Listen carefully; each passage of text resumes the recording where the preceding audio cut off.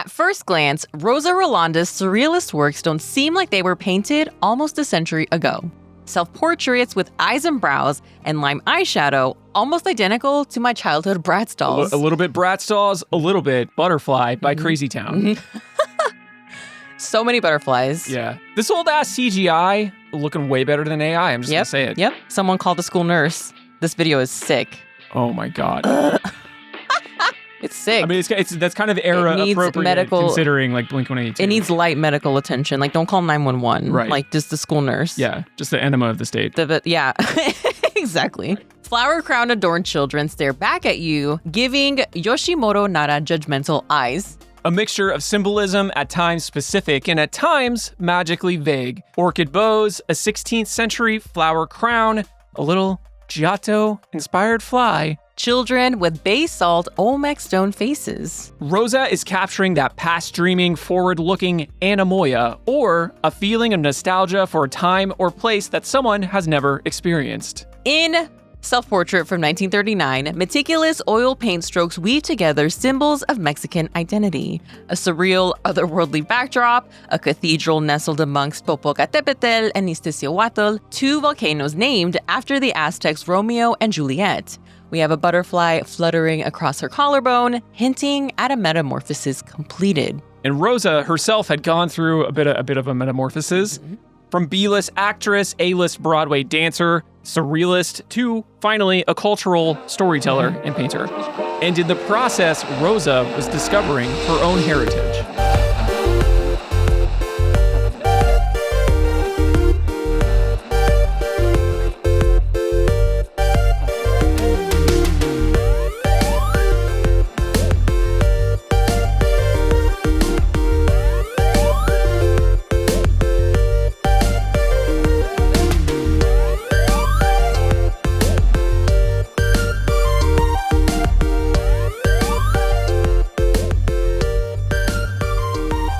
Welcome to Anemoia Slice. I'm Stephanie Duenas. This is Russell Shoemaker. R.I.P. Shifty. R.I.P. So important. Yes. So important to me. Right. So today we are diving into Rosa Rolanda, inspired by our multiple chance encounters with her works. We first saw Girl with Doll back in Boston in 2019, which was on display with Arte Popular trinkets Frida Kahlo had collected, kind of positioning it as folk art. But it also had like folk art objects in the painting. Yeah, it did. So kind of meta. Yes, kind of exactly. at peak meta for 2019, which is maybe past meta's prime. Possibly. Past the meta prime, but still peak meta. Either way, we were struck by it. Yeah, we lingered. It's a very smart composition. At the time, in the context with the other works included, we didn't think to look more into Rosa because, first of all, we weren't making this show, right. But also the way they positioned it in the exhibition made it seem like it was maybe just some like random folk art Frida had collected. Yeah. Then last year in Ciudad de Mexico, we ran across another lovely work of hers at the Museo de Arte Moderno, along with famous Mexican surrealists like Remedios Varo and Leonora Carrington. And then only a month or two later, we ran into her yet again. That stunning Bratz Dolls and Crazy Town music video-esque self-portrait at the Crystal Bridges Museum of American Art, which is when we finally put all of the pieces together. We were like, this is that same artist from Boston and Mexico City? Like, what? And then as we do, we tugged on that thread, not expecting much. And then we just ended up unraveling like a whole ass life story that just really blew our little socks off. Yeah, our Red Sox. Our little Red Sox. For the Boston Red Sox. Apparently stringy because we've been pulling on the threads. Right. Oh, yeah. Right. A lot of holes. Thread worn Boston Red Sox socks. Threadbare. Yeah. Okay. Threadbare, thank you. Is it thread worn? I don't know. Rosa was a dancer, an actress, and a photographer. She was featured in one of the most formative surrealist magazines. And she exhibited in the MoMA. She also had her own solo show in the Gallery Sousa. And she's also in Diego Rivera's Sueño de una tarde dominical en la Alameda Central. So we were like, what the F? Yeah. What the hell? What's going on? Yeah. How have we never heard of this Renaissance woman? So much so that we reached out to Mexican art historian, author, curator, podcaster, and cultural content creator Becca Duncan. And she offered a ton of insight that we could not find anywhere else, which really grounded this time and place in history. So in the next episode, Becca is going to fill us in on not only Rosa Rolanda's life, but also her husband's, artist polymath Miguel Covarrubias, because, as we will get into, their influence on one another's work is inextricable. And you should see that on your podcast or YouTube feed on November 4th. So you're saying it will be out on November 4th? Yes, November 4th or 6th. But you can sign up for our algorithm-free newsletter at artslicespot.com, and we'll let you know when it's out, which will probably be November 4th or 6th.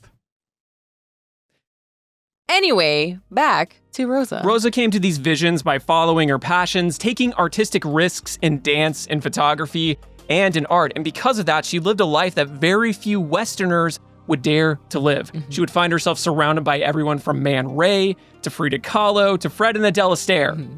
She hadn't set out to become this visual artist, but she found her way there later in life.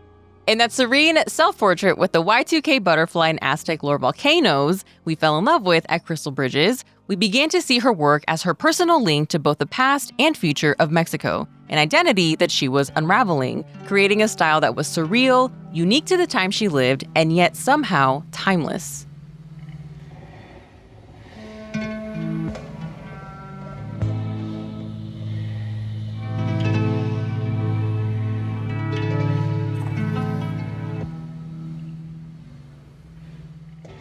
Rosa was born in 1895 as Rosamund Cowan to a Mexican-American mother and a Scottish papa, not in a beautiful Mexican villa overlooking Popocatépetl and Iztaccíhuatl, those volcanoes, but in Azusa, a Los Angeles burb in the San Gabriel Valley. Overlooking a strip mall, Stephanie, with a Smart and Final.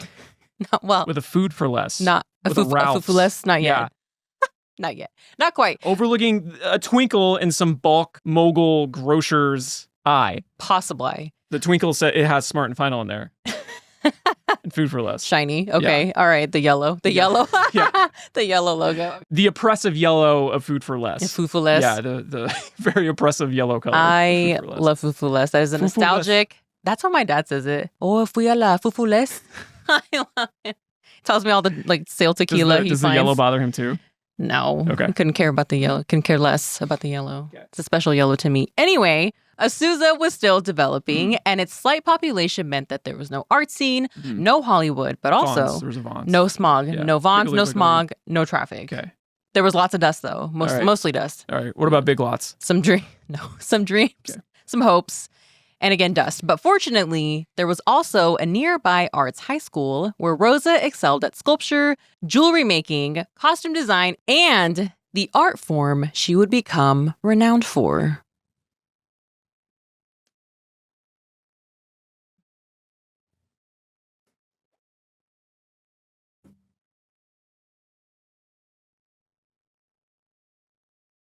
Stephanie used to be a dancer, folks. I was. You check out those cool dance moves. As you can tell. And so while this was a natural fit for Rosa, she still had to work at it, right? You have to work to be good. After some time, she found she was able to click into that flow, right? That rhythm and movement. And if you recall from our recent episodes on Modern Woman, the Lost Mural of Mary Cassatt, and our recent interview on the club with Jennifer Dazzle, we are only about 10, 20, maybe 30 years removed from that restrictive Victorian era dress situation, where middle and upper class women were encouraged to participate in the arts only to become more attractive to potential male suitors, which was something that Cassatt wanted. So this was something that Cassatt railed against and dedicated at least 1/3 of her mural to, in the form of young barefoot Eves wearing loose, non-corseted dresses, frolicking outdoors, and dancing freely with their Eve friends, which was a striking contrast to her best-worst friend, Edgar Degas ballerinas, in their stiff clothing, painful footwear, and physically demanding balance and precision. I did ballet, I would know, also. Yeah. Very painful. Explains the dance moves. But that was not ballet. Okay. That was jazz contemporary. Yeah. No, I mean, you looked really controlled. You looked like you had, a form that you practiced for years. Anyway. I can tell the years of expertise behind that. What is that, the 10,000 hours you need to master something? You should see me with my tap shoes. And as we discussed in the club, the generation of women who followed Cassatt had more freedom, but they still had to fight hard just to be respected not only in the arts, but also broader society. You said broad. I think it's interesting that you said broad. I like it's the an word interesting broad. word choice when we're talking about women. I like broad. It says a lot about you and how you think about women. It's okay. Raise your hand if you like broad. The word broad. Broad City. Hi. You like the word broad? Yeah. Why am I being judged? Broads and dames, gals. Look, you can take it back. We're taking that word back. Yeah. I like broad. You can call me a broad. I won't get upset. All right, broad, let's go. Broad-shouldered broad. Yeah. Okay, so Rosa is kind of the third wave of this womanly art movement, and she was far removed from those East Coast and European standards. The acceptance of looser, less restrictive California cool clothing. Like literally cool for the warmer Southern California environment. Sure, Sun beating down on you. You also need room to have all that in and out. You need that unrestricted clothing for the stretchy clothing. So more and more women had been educated cross-continentally, and they can pass that knowledge down to these younger California cool Eves. So all of these art movements, including dance, were expanding. They were opening up. They're broadening. Yes, you could say they were broadening. One of said teachers happened to be Marion Morgan, whose Morgan dancers. Marion Morgan's dancers. Marion Morgan's Morgan dancers. Morgan dancers. Yeah. Marion Morgan's Morgan dancers. Because her last name is Morgan, or would it be possessive? Morgan's dancers. Marion Morgan's dancers. No. They're the Morgan dancers. Marion Morgan's Morgan dancers. Confusing. It's not. It's very confusing. So the Morgan dancers often worked barefoot, and they wore gauzy outfits that allowed for more fluid movements, inspired from everything from Egyptian to Greek to Southeast Asian. And while this required athletic rigor and was physically taxing, it wasn't as sadistic as ballet. It was also a little culty. They were required to be vegetarians or vegans. They couldn't have coffee. Sometimes they did practice Christian Science. Or alcohol. Yeah, Christian Science, which I think is no science. Dancing was also one of the few ways that a woman could make a living on her own. So Rosa, wiping the dust from her eyes and sensing the world of opportunities, thought, maybe I ought to trade all of this Azusa dust for some city soot. So she proceeded to compete and win an ultra prestigious spot with those Marion Morgan's dancers. See, she's only round one right there. And thus Rosa would leave dusty Azusa behind for the big stage and bright lights of New York City. New York City. New York City.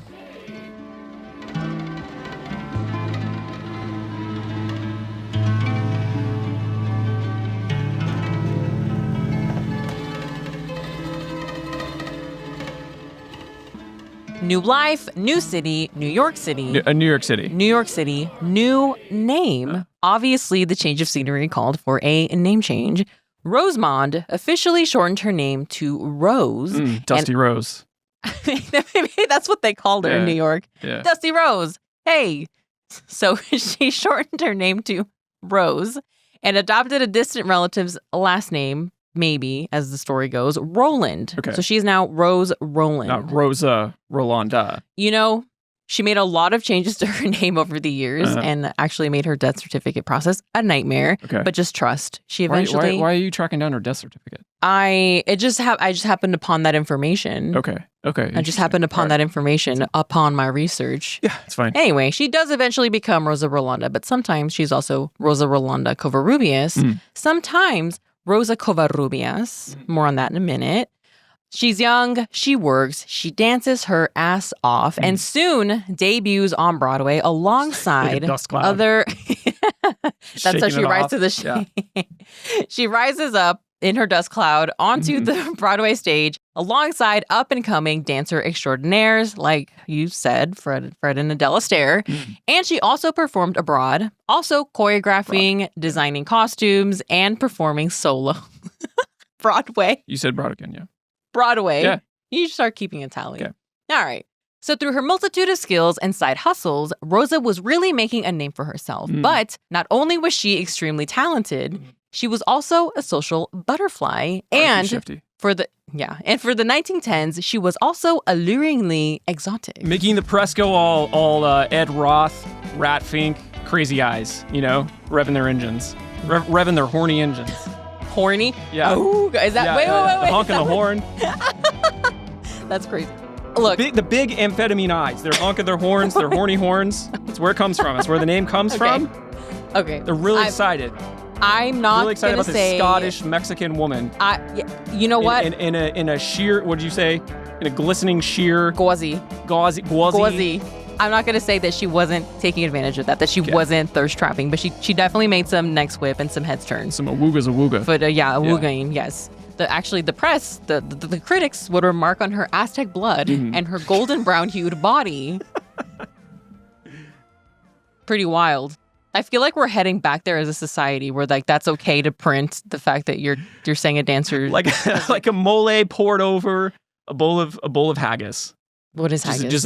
Just a high concept fusion mix. You know what I'm talking about? A lesser chef couldn't handle it. Okay. You know what I'm saying? All right. Some fusion up in here. Races mingling. Fusing. Fusing. Why not? Rosa was making friends and cartoon wolf-eyed fanboys of her peers, artists, designers, at least one cheetah, and those critics. One of those fanboys being fellow estadounidense American artist Man Ray, who photographed her while she was performing in Paris, probably enamored with her anti-ballet pseudo-dada dance moves. Ran May had just recently shifted away from making awkward Fauvist Cubist paintings and was on the cusp of discovering those thought-provoking, borderline vexing photographs he is now known for. When Man Ray Mayran was like, hey Rosa, do you want to, voulez-vous want to come upstairs and see my cameraless photographs? Guy Laser. I call them, Guy Laser. I call them areographs. She said we. She said we. And she was actually struck by their strange beauty, the rheograms, not anything else. Because rheographs were actual. You know, Man Ray was a nice, he seems like, I watched some interviews with him. Seemed like a nice elderly man. Seemed like a pleasant man. And you're saying he's trying to advance on Rose Roland. Yeah. At this point in her career. I think he was. Trying to make a move on her. Rheographs were actually just a rebranded photogram. Oh, there they are, Stephanie. There they are. Look at them. Little Pantrymons are hungry. Let's go to the Art Slice Pantry. Vamos. Photograms are a type of cameraless photography that often seem like they have more in common with painting or drawings rather than photographs. They have a long history dating back to 1835 when William Henry Fox Talbot first created what he called talotypes, after his name obviously, or they were also known as photogenic drawings, which were printed atop paper treated with silver chloride. Talbot himself had built upon the much earlier inventions of the camera obscura and light reactive silver nitrate, which had a similar effect but wasn't really permanent, kind of disappeared shortly after being printed upon, like the sands of time, because I imagine it was like a silver nitrate sort of sand sort of situation that just didn't stick to the paper. I actually don't know. And by foregoing a camera obscura and placing objects like fern fronds on top of that paper doused in light-sensitive chemicals, then exposing it to the sun, he captured articulate negative white shapes surrounded in sepia-looking washes. Ooh, Instagram filter from the early 2000s, something I would know. So sensitive, so ready, so willing and able to be decoupaged. Anna Atkins, a British botanist, would take this to the next level with beautiful collections of plant or algae clippings atop that cool blue hue that you might recognize from those cyanotype art projects in high school. Eventually, when those Dadaists and Surrealists got a hold of this process, they put their own automatismic spin on them, using found objects, arrangements, and movement to create this almost ethereal X-ray looking parallel world. Man Ray, in particular, layered up psyche-shattering textures, hypnotic rhythms, and smoky depths, which created this irrational versus rational tension. So much so that he, like Talbot, felt like he could rename them rayographs. I guess there's just a ton of branding opportunities with cameraless photographs. You can easily and cheaply try this out at home with some inexpensive cyanotype chemicals and a pair of gloves to protect your hands. Or if you're a golden-aged Bart Simpson, or just maybe have access to a late 90s/early 2000s Kinko's, first of all, call me. I miss them. They used to be 24 hours. You could just visit at any time. And that was fun. You can experiment with moving and arranging objects on a copy machine or scanner bed while they are printing or scanning for a similar effect. Stephanie, our little Pantrymons have been satiated once again, kind of sleeping at her feet. Yes. A little heap right here. Yes. Hard. I'm trying not to step on them. Heap of fur. Yeah. What was that? That was one of the pantry moves. Okay. You step on Did him? you see my mouth move? That's weird. That's weird. Yeah. Weird that we do that. Mighty strange. Strange. Mighty strange. These really resonated with Rosa. The mixture of planning, experimentation, happy accidents, and selecting for the best results probably didn't seem too far off from the mixture of intense practice, improvisation, and flow states that are required for dancing. Right. It's also very, very likely, but not confirmed, that Hombre Rayo showed her the photogram process. Yeah. Kind of let her in to the photogram process. Rosa could freely explore connections, rabbit holes, and whims. Right. And another benefit of meeting Dude Beams was that she got to witness the ground floor of Surrealism when it was still this kind of like dirty, pure idea, pure floor, cigarettes not dirty, pure. everywhere. Before the litmus test, before the cigarettes, before the manifesto, before the fraternity, before the kicking out of Rene Magritte. Oh yeah, that's right. Yeah. So her Rosagrams, Rolandographs. Rosa Rolandas. Book it, got it. Rosagrams felt like personal, elaborate doodles that you might make on the margins of your notebook. Yeah, mixed with like Xeroxed punk show posters. But like whimsical. Yeah, very like shadow puppet caught in a zine or zine. Oh. Some people say zine. Okay. With the kind of authority that makes me think I'm saying zine wrong. Listeners, let us know. Is it zine or zine? Yeah. I think it's zine. Her Rolandrams used her drawings, but also a variety of objects like pins, a sun, and of course a butterfly, even featuring a cherished Chinese fawn made of jade from her travels, but also more utilitarian objects like glasses, utensils, and even fruit, specifically an apple. So pretty much anything that might create an interesting form or texture, and then she left the rest up to El Sol and chance. I really love these. There's something about these like that remind me of my school days, right? Especially, you know, me making doodles during my biology class when I was supposed to be paying attention. Okay. It's charming. It reminds me of my childhood. It's like a connection to that childhood. Yeah. You know? I love it. That husk self. The husk. Yes. Yeah. The young artist husk. We were just a ball of hormones forming in a husk. But artsy. But artsy.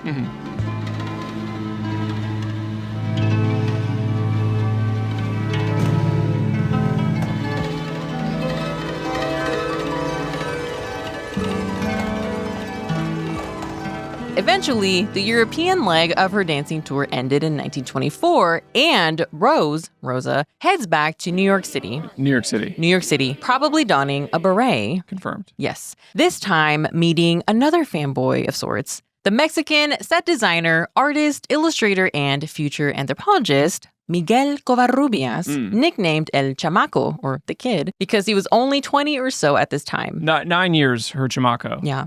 Rosa was smitten, and they would actually work together on the Broadway production, Rancho Mexicano. Rosa co-starred and choreographed while El Chamaco designed the set. Now, while this wasn't their production per se, this was the beginning of their working relationship. They were producing something. Also, production.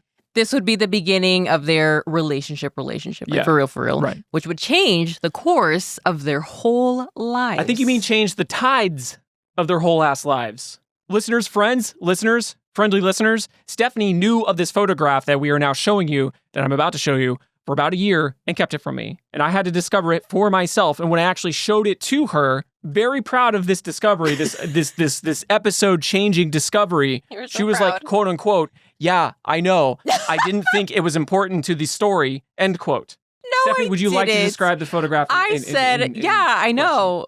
I chuckled. It's okay. I chuckled. Stephanie, please it brought me a moment of joy. It's a faux backdrop of a boat, a painted faux backdrop of a boat, and Miguel and Rosa are sitting in it. Yeah, to give the illusion that they are rowing their boats gently across the ocean. Yes. Miguel does not look excited. No. Rosa he does not want to be the Rosa. At best, looks slightly amused. She is a model and a dancer, and she knows how to put it on. Exactly. I think they're having a little fight. You think they were having a fight that day? Like a little romantic Miguel, quarrel. get in the boat. Yeah. Get in the boat. He doesn't want to do it. He's like, what? Am I supposed to hold this ruler? You mean And she's like, I thought you were Chamaco. I thought you were the kid. I thought you'd appreciate the boy-like whimsy of getting into a fake faux boat and taking a photograph with me. Okay. And then they can only make one shot. I mean, back then, it's not like you can just reel off 50 photographs. That's true. It was all or nothing. So, all right. I thought it was important. I thought it was as important as when we found Marcel's photograph in Maria Martin's studio. A beautiful glamour shot of Marcel's dome. Yes. So I hope you can forgive me. I'll try. Okay. All right. So this is where... You know what? I think we should pose. That's what I think. I think we should pose for a boat photograph. Thank you. Okay. We'll make... Oh, right now. Yeah, come on. Rosa, I'm really sorry. That was a terrible impression of you. Mm-hmm. Okay. So this is when Rosa and El Chamaco cultivated this charmed life. Miguel just had a curiosity about him and a love of culture that rivaled Rosa's. When Rosa would finish a matinee of performances, she would meet him in Chinatown for dinner and drinks, or they would soak up the music scene of the Harlem Renaissance, while Miguel furiously sketched the near acrobatic dances like the Lindy Hop, as seen here in this gorgeous lithograph. One of the most important worlds Miguel would introduce Rosa to was that of her mother's homeland, Mexico. A country that, at this time, was in that time we keep coming back to, the discovery of its own past and future. After decades of Spanish colonization, stop me if you've heard this before, listeners, we're going to go through it again, and a long, bloody revolution, Mexico was embracing left-ish leaning populism and wanted to try their hand at bringing the country together.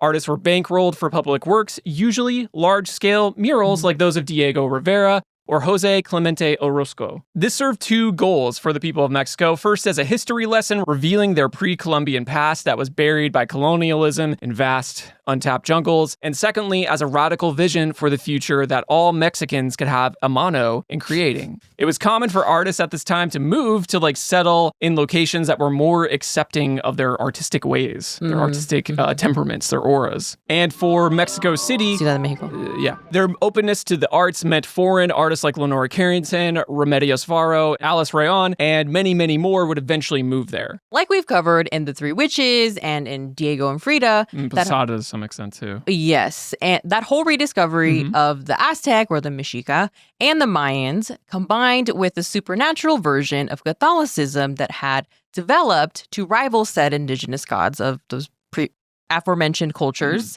and an undercurrent of brujeria made Mexico feel like a true home for them. And while the leader of the Surrealists, André Breton, only visited, to him Mexico personified Surrealism. Quote, Mexico, half awake of its mythological past, keeps evolving under the protection of Xochitl, goddess of flowers and lyrical poetry, and Coatlicue, goddess of the earth and of the violent death. This power of conciliation of life and death is without a doubt the principal attractive that Mexico offers. This keeps an open record of endless sensations from the most benign to the most insidious. Basically, he saw a history buried in the collective subconscious, awaiting to awaken.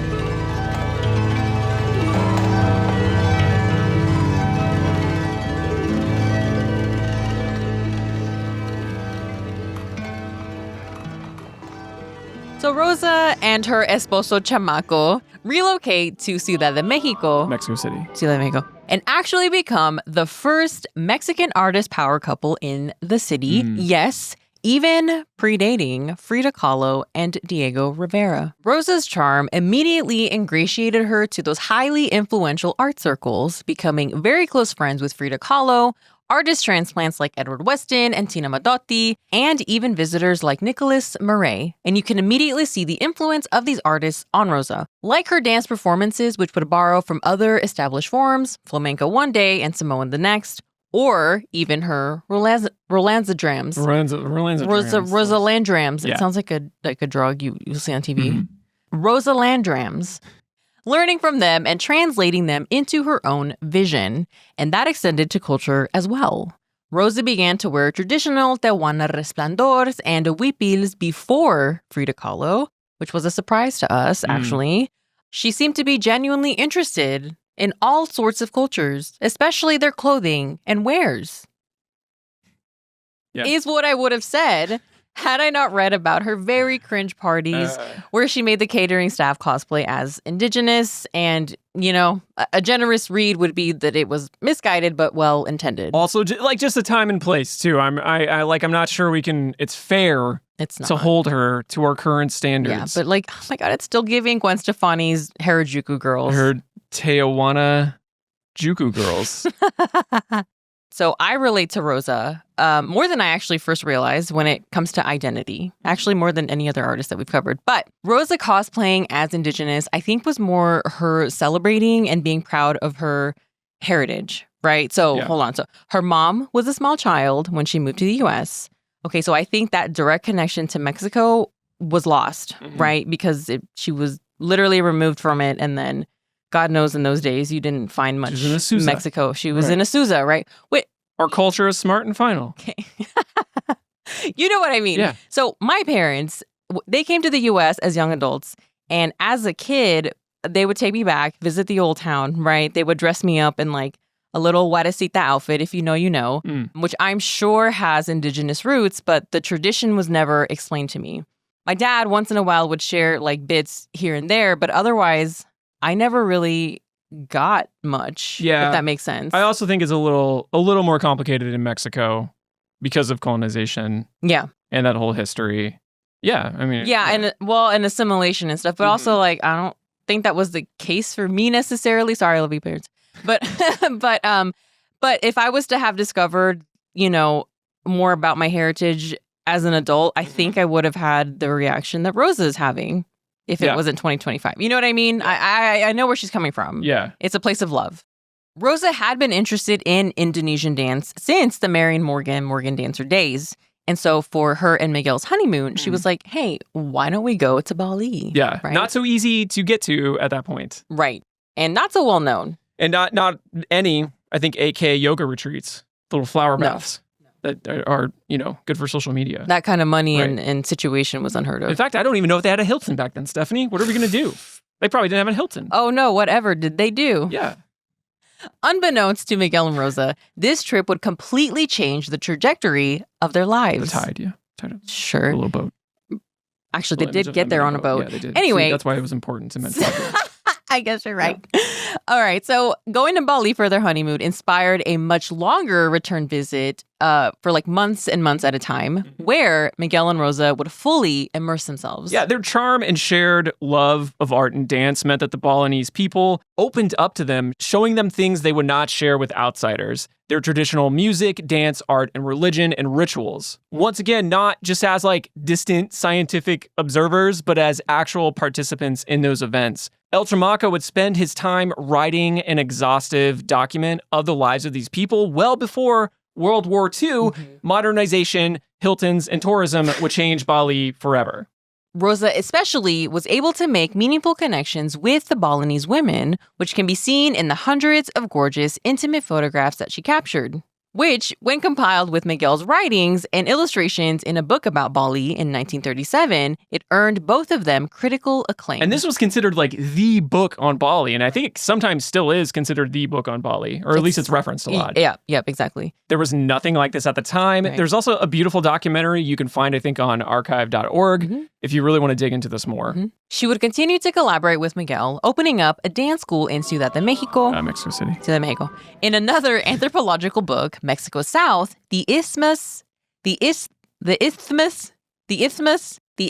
of Tehuantepec. Rosa would also help Miguel with his massive Pacific murals. You can see photographs of her working on them. We're going to cover that in the next episode. And Rosa actually would continue to take photographs, but she also started to paint in 1927. She painted mostly self-portraits, children, floral still lifes, as well as famous friends like Golden Age Mexican movie stars Dolores del Rio and Maria Felix. Thank you. Some were commissioned and then lost. Her photos also have been lost to time. A lot of them, thousands of them, are unprocessed and just sitting somewhere that we don't know where they are.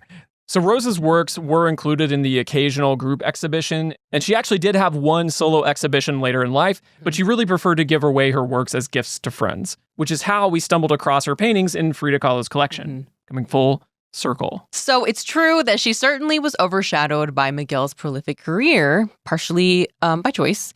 And partially it was due to the times, which, with a few exceptions, considered men more serious artists. But it's clear if you really look at her work, while seemingly simplistic on the surface, they are much deeper and more compositionally dynamic than what they appear on first glance. And we love our fibrous arts, the slow-to-digest arts. We like art that you can chew on. Art that introduces gut flora to your digestive system. Okay. We like that kind of work. All right. Now, more and more, we are finally seeing Rosa's paintings included in exhibitions, giving her the credit she deserved all along. So, let's get into some of our favorites.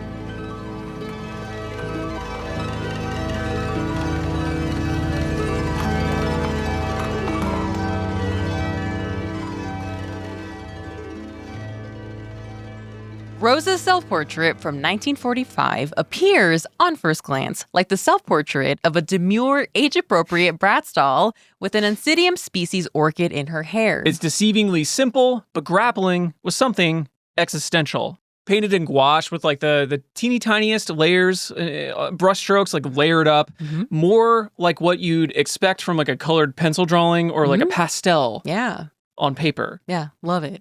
Here, Rosa is nearing 50, and you can tell, despite the Bratz doll youthful appearance, because she has necklines. She has like the nerd. Yeah, she has like the nerd necklines. No, I don't know about that. Staring down at your phone too much. She has a natural neck. Okay, people weren't getting nerd necklines back in the 1940s. In their teens, in the 40s. She's aging naturally.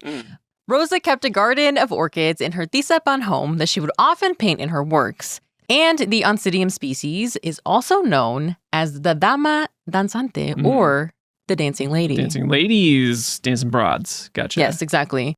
Which is a, callback to her early fame as that world-renowned dancer. She's speaking to her experience herself. Her past. Her past. Yes. Her present, her future. The orchid is known to be finicky, okay? Temporal. It's already this layer that makes you realize she is hinting at something a little bit deeper than just a self-portrait. But then you notice this little photorealistic fly in the corner, a big contrast to this more illustrative style she has here in this gouache painting. Yeah, it's almost too realistic because it feels like it actually just landed there. Take a little rest. Yeah, and legend has it that proto-Renaissance master Giotto pranked his teacher Cimabue by painting a photorealistic fly in the studio. That Cimabue swatted at with his medieval chancla. His chainmail chancla rattles. Or it was burlap or twine or some shit. Definitely. Have you been to a Rennie fair? It's chainmail. It's always chainmail. This was in the age of completely unrealistic medieval art, so it really freaked people out, including Cimabue when he swatted at the painted fly, two-dimensional fly on the wall. It feels like... Egg on his face, chainmail on his face. It left a chainmail print on his face. So it really feels like she's grappling with the fleetingness of life. And her gaze is dead on. It's not quite the Mona Lisa effect. Rosa is almost looking past you or maybe through you. Even though it's just like a painting, it's both like dead and alive. It's reality and fiction. It's what I love about it. Beautifully put.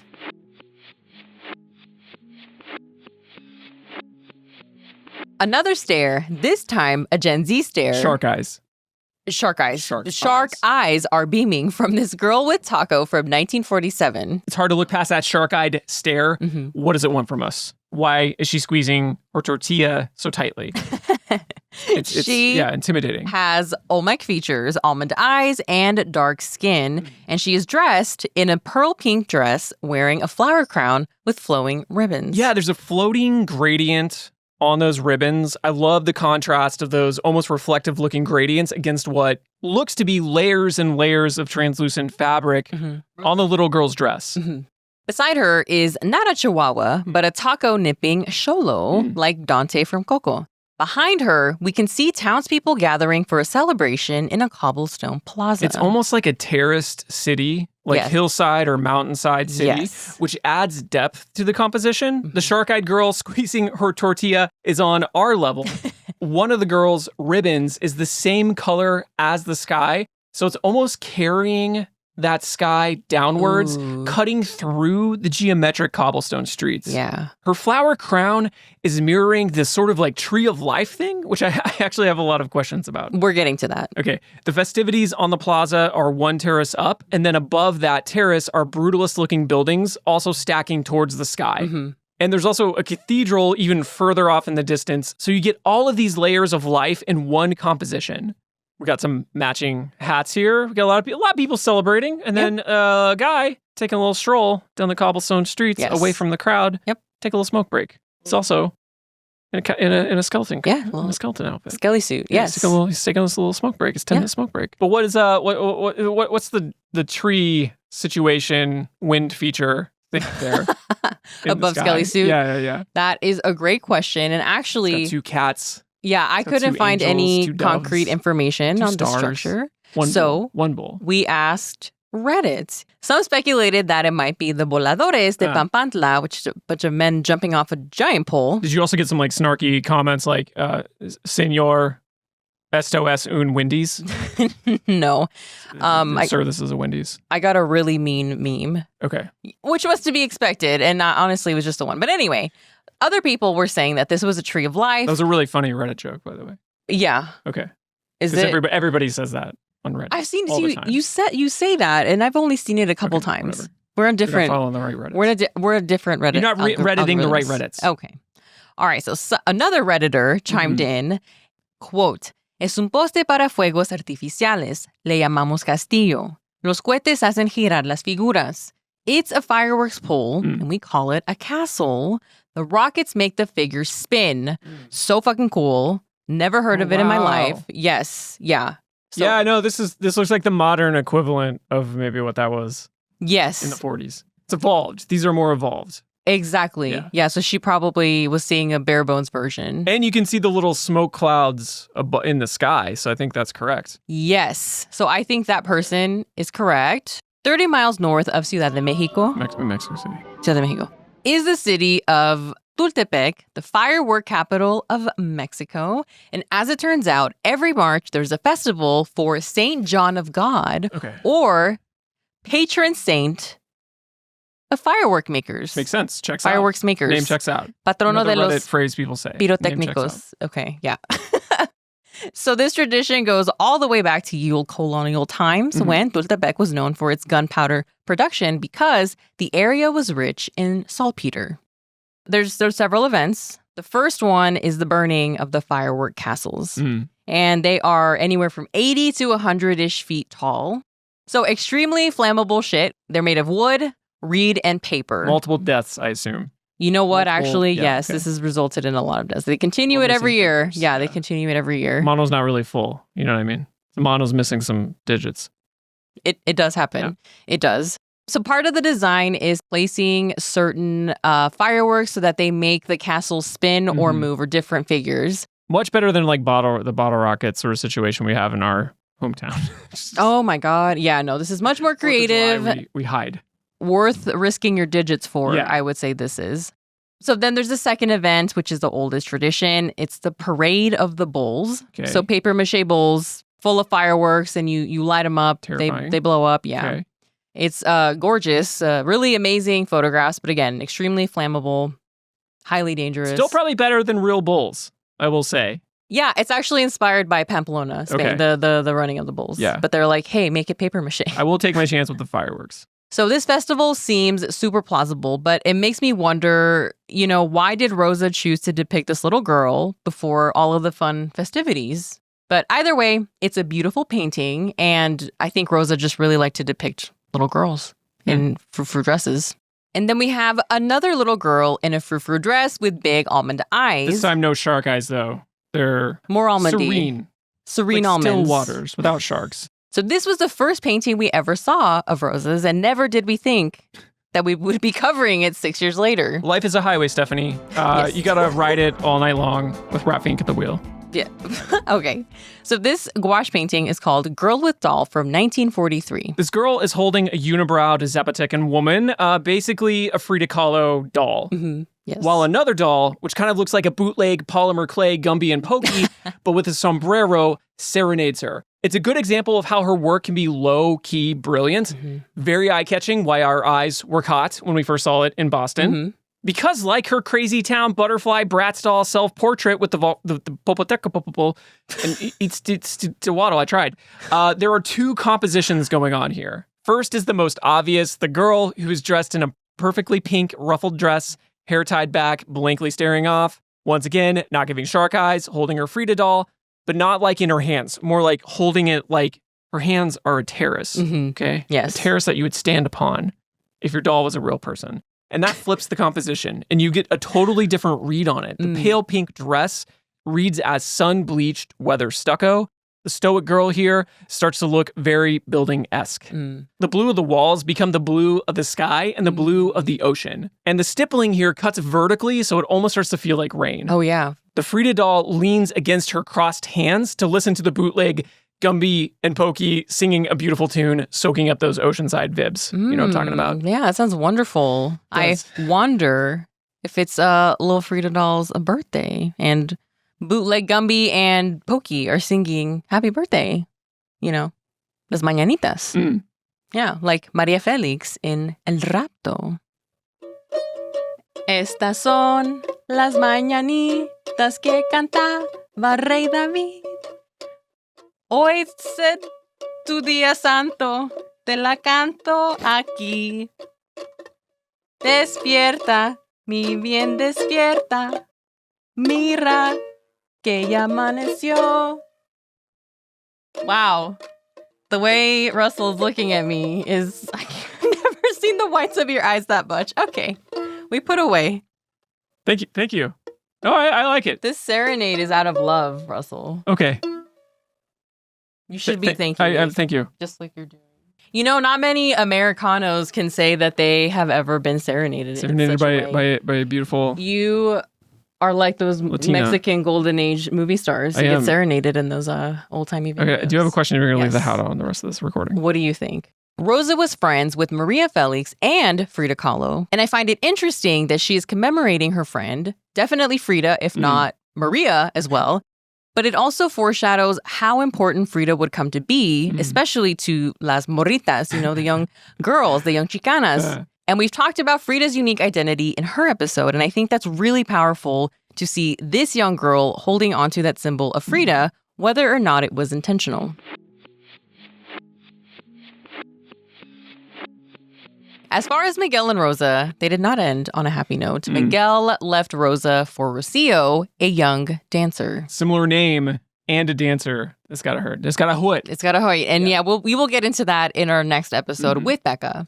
Adriana Williams wrote a biography of Rosa and Miguel that was published in the 90s, and there is some juicy stuff in there. Like telenovela level stuff. Yeah. Talking parrots, betrayal. Yeah, all that.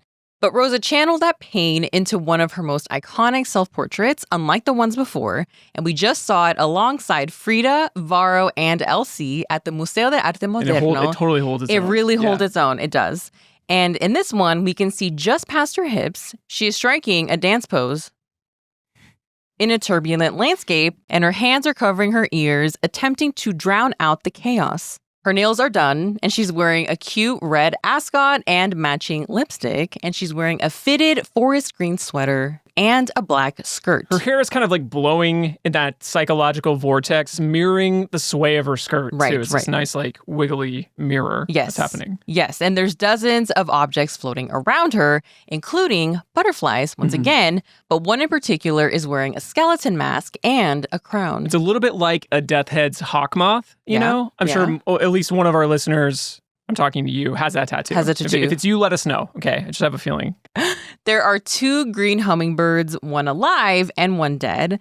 And the deceased one is tied to the arm of a big posada-esque dancing skeleton wearing a pink garter. He also has his hand on her head. Yes, like they're there. They're there. Comforting her, but there's like a dead hummingbird right in her face, so. Right. And speaking of hummingbirds, they are very significant in Mexico because they can symbolize resilience, joy, or they can be messengers of the dead. The Aztecs believed that they were the souls of fallen warriors, which honestly checks out because apparently hummingbirds are very vicious and they use their little beaks as little swords. They're more metal than the Death Head hawk moth. So if one of you listeners does have that tattoo, you know what you have to do. You got to cover it up with the hummingbird. Well, and explain to your tattoo artist why. Well, it depends on what you're going for. Yeah, there's no skull, but they're vicious. Yeah, they have their skull. They really like that sweet stuff. If you get in the way, they're gonna peck through you. Yes. Yeah, I'll leave it at that. So the hummingbirds, I think here they mean that a battle has been lost. There's pain. You can see the Palacio de Bellas Artes where Miguel and Rosa were at the dance school. It's also where Rosa pulled out a little pistol and aimed it at Rocio. A pew-pew. Okay? Showing a little bit too much of her stars and stripes. A little bit of that American lineage. No. Crossing borders, all right? Maybe keep the pistol in your pants. No. Also, methinks, that little cowboy skeleton wielding a pistol. Yeah. Might be a little bit of Rosa in there. She might have personified with that little cowboy skelly. This is a self-portrait. Pew pew. Locked and loaded. At the bottom, you can see a bust of a figure. You see the head, neck, and chest. And this figure has a breast and a big, fluffy ponytail and a big pink ribbon. It's like a gourd or maybe a peanut face. Yes. Okay, the ponytail is at the end of the gourd where the stem would be. But the face is a peanut. A little bit early Magritte, to be honest. Yes. Yeah. Yes, it is. Really weird. Yeah. Rosa was bitter. Much like a gourd. And this is... Are gourds bitter? I don't know. I assume so. I don't think so. Well, unless you... Anyway, I'm getting hungry. Rosa was bitter, okay? And this is obviously a derogatory depiction of Rocio, who actually Rosa had been referring to as one of the ponytail bunch. I just see her like painting away, just like stabbing her paintbrush into the canvas, being like, peanut head. No. Ponytail peanut head. No. Gourd face bitch. Gourd face. This is the new gap tooth bitch. If you know, you know. Okay. No, she's more controlled. She'd be like, G-O-U-R-D. So control my line. Blend it in. Just peacefully, calmly painting it. Peacefully, very articulately drawing the little concave line. Looking at peanuts. Gourd face. The bowl of peanuts. Gourd face. Stupid ponytail. Ponytail bitch. Stupid ponytail peanut head gourd bitch. Can I say bitch? I don't know if I can say I don't bitch. know if you can. Anyway, being Rosa. You're being Rosa. Oh, we're okay. Thank you. Yeah. We're I'm not calling Rocio. Confusing Rosa Rocio. Yeah. Anyway, I'm sure Rocio was a nice lady. I'm sure she was lovely and talented. Yeah, she looked like a good dancer too. She looked like a good dancer. She's striking some poses. She looks talented. I'm sure she was. Yeah. I'm sure she was. Okay, so we also see a small figure dressed just like Big Rosa, dancing with a clock. We can tell that Rosa is really feeling her age, okay? She's 57 now. And between the Bratz doll almond eyes, you actually see 2 wrinkles. Yeah. Little I think they're wrinkles. called 11s. They're called onces. Yeah. All jokes aside, she must have been devastated, losing her partner, her co-collaborator of almost 30 years. Historia muy importante para México. Me ha dejado apreciar un poco más la danza. Now, more and more, we are finally seeing Rosa's work included in exhibitions, giving her the credit she deserved all along. In 2011, a solo show in Mexico City and Puebla featured over 200 works, including paintings, photography, and costume designs. So many works that we have never seen and cannot find images of. We would love to see them. Yeah. So if you have any connections, please send them our way. Yeah. In 2012, her self-portraits and Rolandrams were featured in the show In Wonderland, the Surrealist Adventures of Women Artists in Mexico and the United States at the LACMA, just a stone's throw away from her childhood home of Azusa. So many Vaughns. So many Spartan finals now. The twinkle in that mogul grocer's eye. The yellow twinkle. Okay. Fully realized. Okay. And her work also made an appearance in the 2024 Venice Biennale. I think that's what you wanted me to say. Yes. And like we mentioned, she's almost always on display at the Crystal Bridges Museum of Art in Arkansas. Yeah, and she was no slouch in her lifetime either. She was in the unprecedented 20 centuries of Mexican art at the MoMA in New York City in 1940. Her Rosagrams were included in the highly influential Surrealist journal Dine in 1942. And in 1952, she had her own solo show at the Gallery Sousa in Mexico City. Ciudad de Mexico. Yeah, Mexico City. So, Rosa was more than just a golden-hued body ex-dancer with an art hobby. When you look at Rosa's work in totality, she dabbles in one area and then moves on to the next. She is not a master artist, whatever that is, and she never intended to be one. And she didn't need to be one. Right. Art isn't only about mastery, it's about exploration. She's like more of a blender. She's a connector. And you can see in her work the accumulation of experiences, her curiosity, the different lives that she's lived, meeting the surrealists before they formalize their identity, seeing firsthand the vision of the Mexican muralists, getting to know Frida Kahlo and her deeply personal approach to making work. That helped bring Rosa's vision together, which honestly is like more indebted to that collaborative type of performance I think she learned from dance. Yep. It's way different than like the solitary work of a singular artist. Like she was learning from all these different artists, like all types of artists too. Right. Rosa has this line that I think really summarizes her work. Quote, "A dancer's brain is not in her feet. You've got to think about your work. And what's more, the audience has got to be made to feel what you are thinking. If you're supposed to be a lily swaying in the wind, or any one of those things one might think of, you must behave as any one of those things would behave." Basically, like embody the thing, lose yourself in the thing. And it could be why we read her work as having anemoic tendencies. Yeah, it's like tapping into this greater, timeless, creative energy, if you want to go woo. A little woo won't hurt. A little more woo, more than too much woo, probably wooed.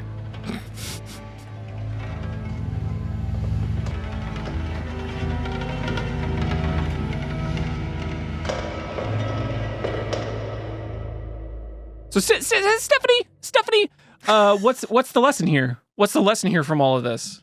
All this stuff we just covered. Follow your heart, follow your passion, whole ass it, okay? Or you can follow your feet, I guess. In Rosa's case, don't go by 4 or 5 different names. You know, I know you want to keep it fresh, but records.